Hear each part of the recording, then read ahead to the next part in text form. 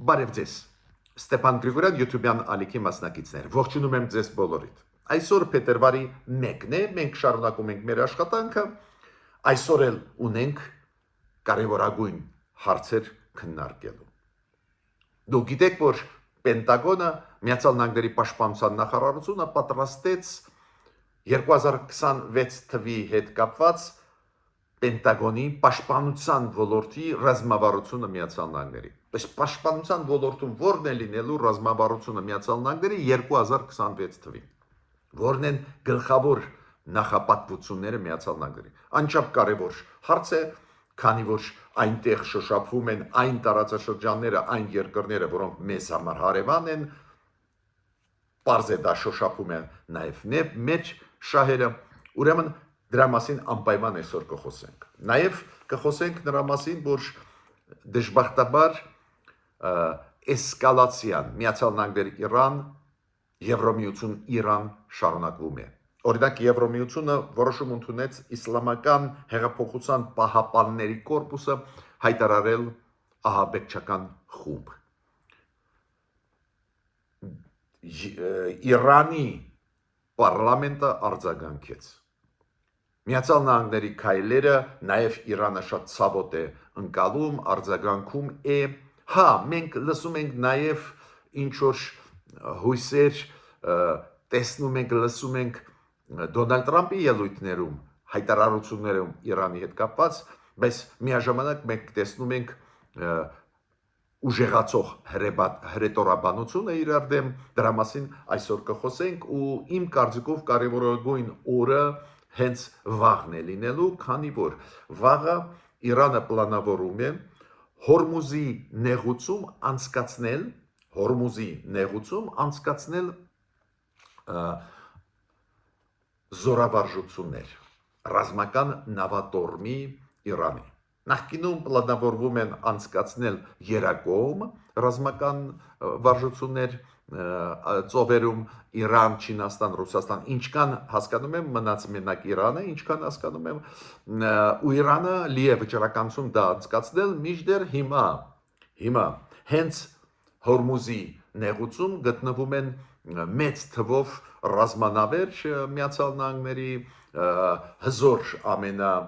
նավատորմը ռազմական Միացյալ Նահանգների ամենահզոր մասը հենց այնտեղ է գտնվում, մեծ տեղ չի, կարող են լինել բախումներ, ամեն ինչ կարող է լինի, վաղը կարևորագույն այդ իմաստով օր կլինի։ Ես նաև պետք է ասեմ, որ Ռուսաստանը որոշում ընդունեց դադարեցնել մինչև հունիս ամիսը արտահանումը Ռուսաստանից բենզինի եւ դիզելի, պետք է հասկանանք դա ինչ է նշանակում, նաև մեզ համար դա ինչ է նշանակում։ Շատ կարևոր ինֆորմացիա ես ունեմ կապված Մեծ Բրիտանիայի բանակցությունների մասին Չինաստանի հետ, Մեծ Բրիտանիան էլ Կանադայի պես գնաց համագործակցության Չինաստանի հետ Դոնալդ Տրամպի վարվող քաղաքականության պատճառով, ստեղ էլ լուրջ փաստաթղթեր ստորագրեցին, նաև դրա մասին կխոսենք, նաև կխոսենք դրա մասին ինչ է նշանակում իսկական դաշնակիցը իդեմս Միացյալ Նահանգների, ինչ է նշանակում Ռուսաստանի պես դաշնակիցը,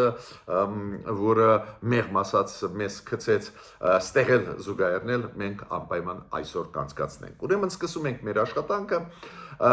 այս փաստաթղթում Պենտագոնի պաշտպանության նախարարության Միացյալ Նահանգների կապված ռազմավարության հետ Միացյալ Նահանգների պաշտպանության ոլորտում 2026 թվականի նախապատվությունները ֆիքսված են։ Առաջինը, որ Միացյալ Նահանգների համար շատ մեծ դեր է խաղալու հենց արևմտյան կիսագունդը։ Կոպիտ ասած ամերիկյան մայրցամաքը։ Միացյալ Նահանգները ստեղ ունեն շահեր ու հենց այս գոտիում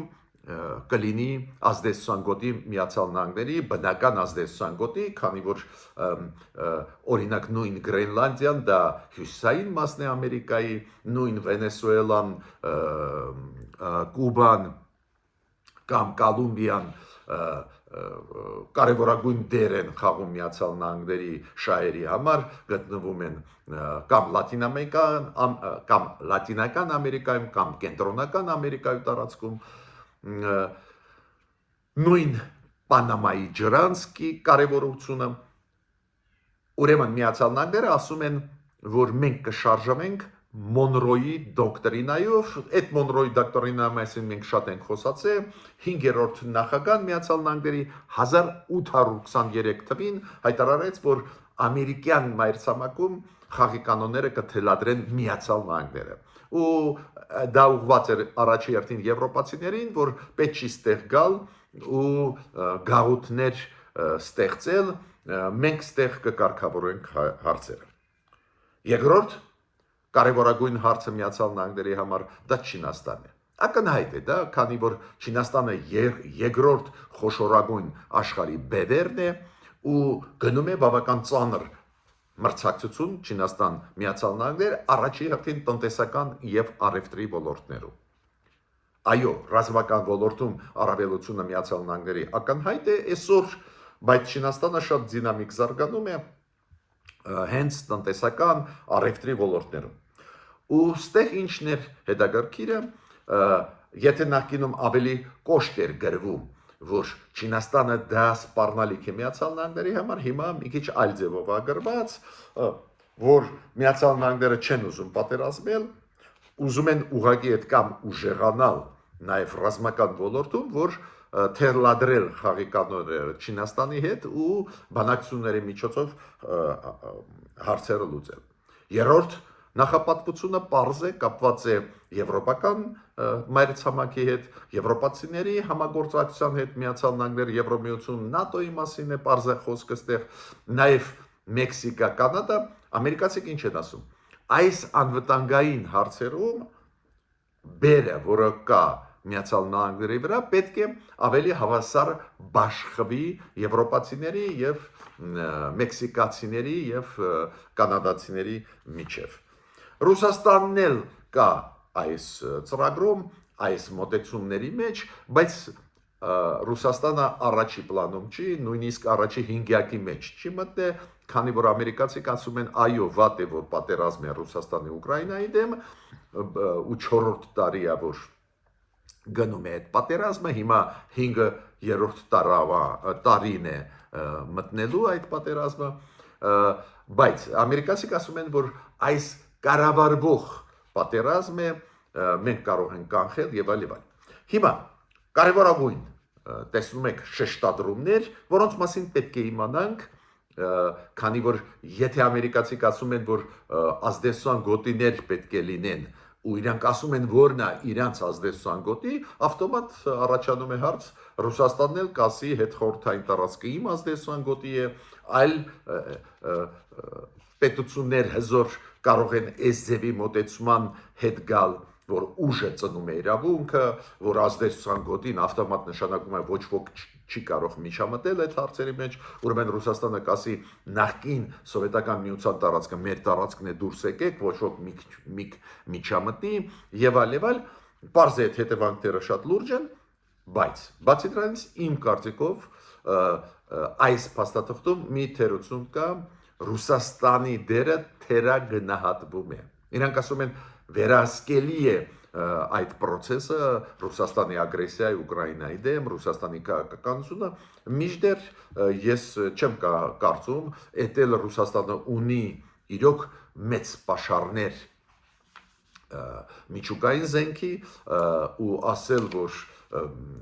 կառավարելի process-ը Ռուսաստանի հետ, ես համոզված չեմ, որ այդքան ճիշտ է, էտել հաշվի առնելով Պուտինի քաղաքականությունը, Պուտինի ատելությունը ժողովրդավարության նկատմամբ, Պուտինի ատելությունը արևմուտքի նկատմամբ, ստեղ ես համոզված չեմ, որ adekvat է,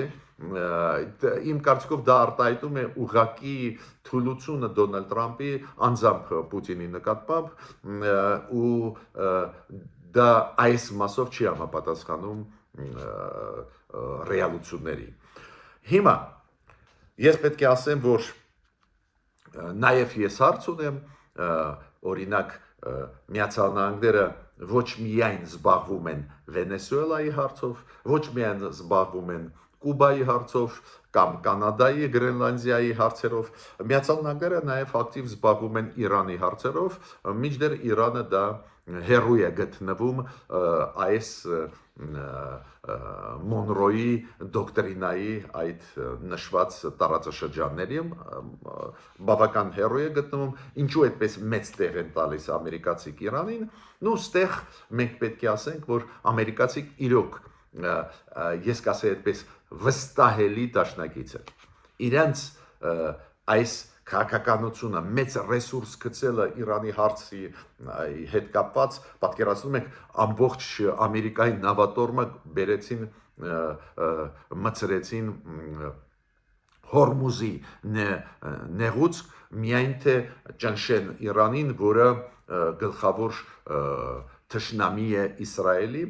բայց մյուս կողմից դա խոսում է նրա մասին, որ Միացյալ Նահանգները իրոք վստահելի դաշնակիցներն են, տեսակ իրանք այդ բաները անում են չզոքացնելու այն վտանգը, որը կարող է լինի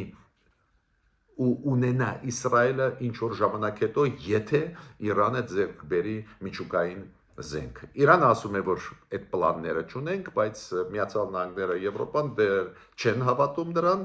ու Միացյալ Նահանգները տեսակ ինչ քայլերի գնում են։ Ուրեմն մենք տեսնում ենք, որ նույնիսկ այդ կոնցեպտը հրատարակված Միացյալ Նահանգների պաշտպանության նախարարության կողմից այդ կոնցեպտն էլ ունի իր բացառություններ, ու այդ բացառությունները արտահայտվում են նրանում, որ Միացյալ Նահանգները իրանց դաշնակցին իսկական Իսրայելին ուզում են մեծ աջակցություն տալ։ Ես պետք է ասեմ, որ Միացյալ Նահանգները նաև ռազմատեխնիկական ոլորտում չեն մոռանում աջակցել Իսրայելին, հենց հիմա, հենց այս լարված վիճակում Իրանի հետ Միացյալ Նահանգները մեծ քանակությամբ մոտավորապես 5-6 միլիարդի կարգի տարբեր զենք զինամթերք տալիս են Իսրայելին, իբր դա իրանք ծախում են, բայց հետո ձևակերպվում է դա որպես օգնություն Իսրայելի, դա պահվածք է իսկական դաշնակցի։ Հիշում եք Ռուսաստանը մեզ ինչ էր ասում, որ հիմա քանի որ պատերազմի մեջ է Ուկրաինայի հետ, չի կարող տալ մեզ այն զենքը, որի համար մենք փող տվեցինք ու միջև հիմա Ռուսաստանը մեզ զենք չի տվել։ Տեսակ տարբերությունը վստահելի դաշնակցու ու անվստահելի Ռուսաստանին, որը գցեց Հայաստանը։ Բայց հիմա նորից վերադառնանք Իրան Միացյալ Նահանգներ հարաբերությունների, տարբեր լուրեր են պատտվում երեք, որ Իրանում մի քանի քաղաքներում ինչ որ պայթյուններ են եղել, նույնիսկ նկարներ դրվում էին սոցցանցերում, նույնիսկ ինչ որ տեսանյութեր, ստուգել հեշտ չի,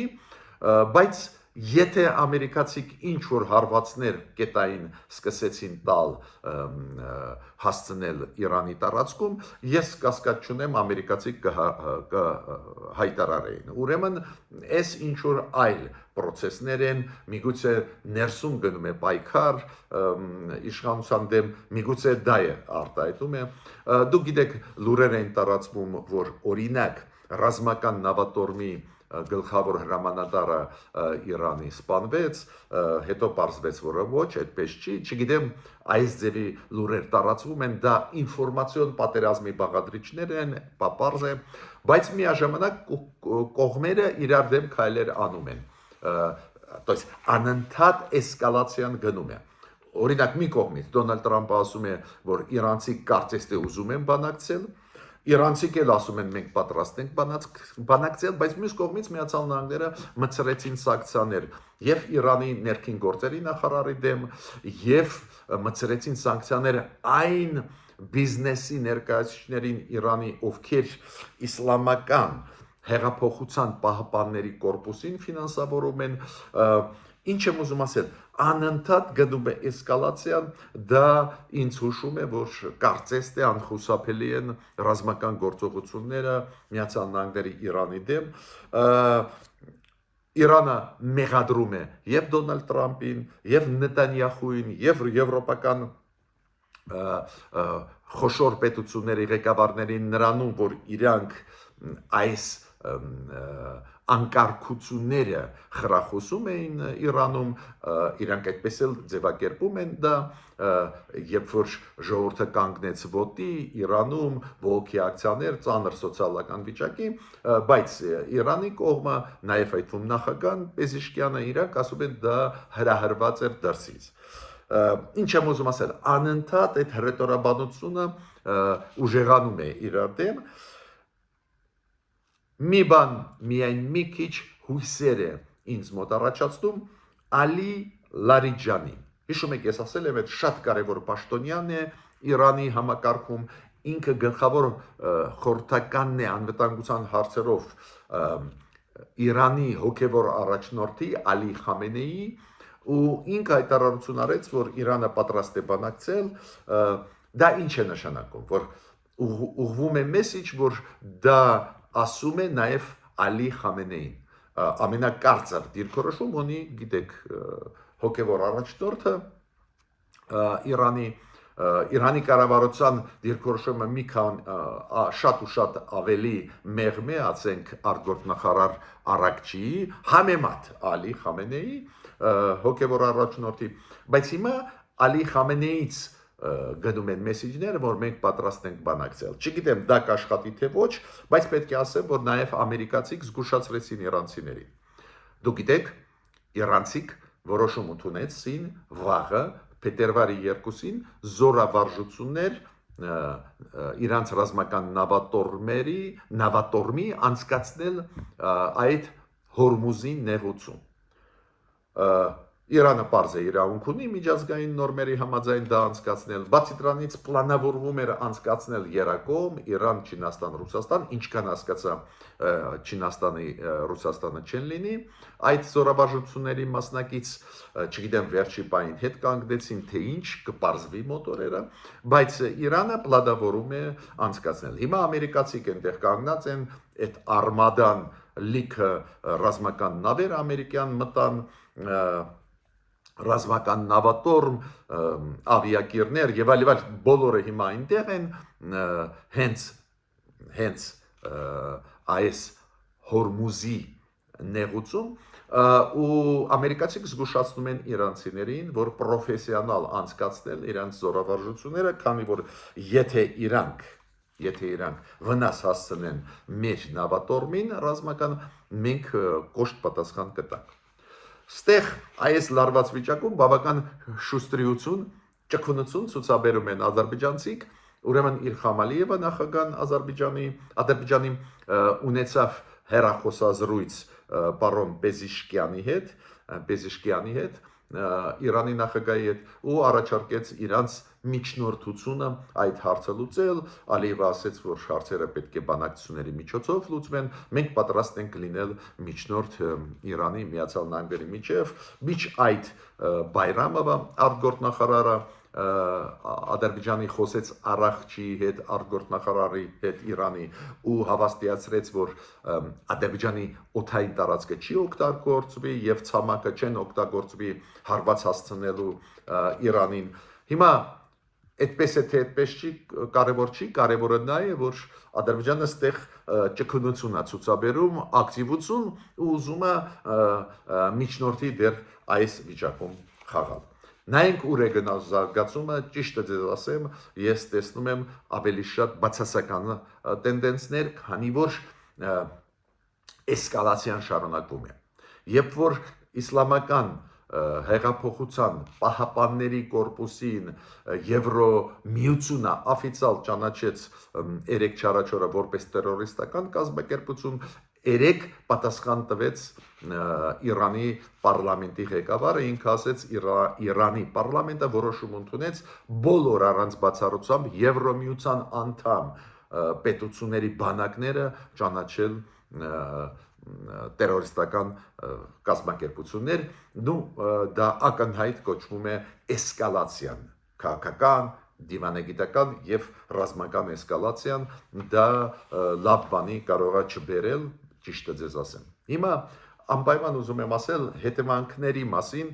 Դոնալդ Տրամպի քաղաքականության, ակտիվ քաղաքականություն է, ես կասեի ագրեսիվ քաղաքականություն է, առանձին դեպքերում մենք կարող ենք նույնիսկ բացատրություն տալ, ինչու Դոնալդ Տրամպը այդ քայլերը անում է, առանձին դեպքերում չենք կարող բացատրություն տալ, օրինակ Դոնալդ Տրամպի քաղաքականությունը Գրենլանդիայի հարցով ակնհայտ դժգոհություն է առաջացնում Եվրոպայում ու ամենակարևորը ամենախոշոր խաղացողների մոտ Եվրոպայի, Ֆրանսիայի, Գերմանիայի, Մեծ Բրիտանիայի մեծ դժգոհություն է դա առաջացնում Կանադայում, Գրենլանդիայի այդ հարցը, որ Դոնալդ Տրամպը ուզում է տիրել Գրենլանդիայով, ու դա բերում է նրան, որ դաշնակիցները Միացյալ Նահանգների Եվրոպայից, Ամերիկայից կամաց դեպի գնում են այլ պետություններ, այլ համակարգեր։ Օրինակ, Կանադան ստորագրեց, հիշում եք, ես պատմել եմ ձեզ, Չինաստանի հետ լրջագույն առևտրի ոլորտի պայմանագիր, այդքան լրջագույն, որ երեք նորից Տրամպը արձագանք տվեց, նեղացած, այդ ինչ եք ստորագրում Չինաստանի հետ եւ այլ։ Հիմա Մեծ Բրիտանիայի վարչապետը պարոն Ստարմերը գտնվում էր Չինաստանում վերջի 3 օրը պաշտոնական այցելությամբ ու ստորագրեց լրջագույն առևտրի ոլորտում պայմանագրեր Չինաստանի հետ, լրջագույն, փոխադարձ շահավետ, ու ես ուզում եմ ասել, որ Դոնալդ Տրամպը պետք է հաշվար կանի, ի վերջո բոլոր դաշնակիցներին, գրեթե բոլոր նեղացնել բացի Իսրայելից, բոլոր մյուս դաշնակիցներին ինքը նեղացնում է, որ դա հետևանքներ իր համար էլ կունենա։ Դե հիմա ինչ անի Մեծ Բրիտանիան կամ Կանադան, եթե Դոնալդ Տրամպը իրանց հետ խոսում է մենակ կոշտ լեզվով, մաքսատուրքեր անընդհատ բարձրացնելու սպառնալիքներով, իրանք էլ ման են գալիս ավելի կայուն դաշնակիցներին ու Մեծ Բրիտանիան էլ Կանադայից հետո լրջագույն պայմանագրեր ստորագրեց Չինաստանի հետ, ում քաղաքականությունը կարծես թե շատ ու շատ ավելի կանխատեսելի քաղաքականություն է։ Ես պետք է ասեմ, որ նաև ուզում եմ անդրադառնալ Ռուսաստանի քաղաքականությանը, անպայման այդ թեմային անընդհատ պետք է անդրադառնալ, քանի որ գալիս են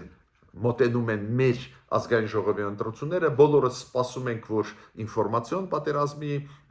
տարեր կլինեն մեր ընտրական համակարգի դեմ ու հենց Ռուսաստանի կողմից այդ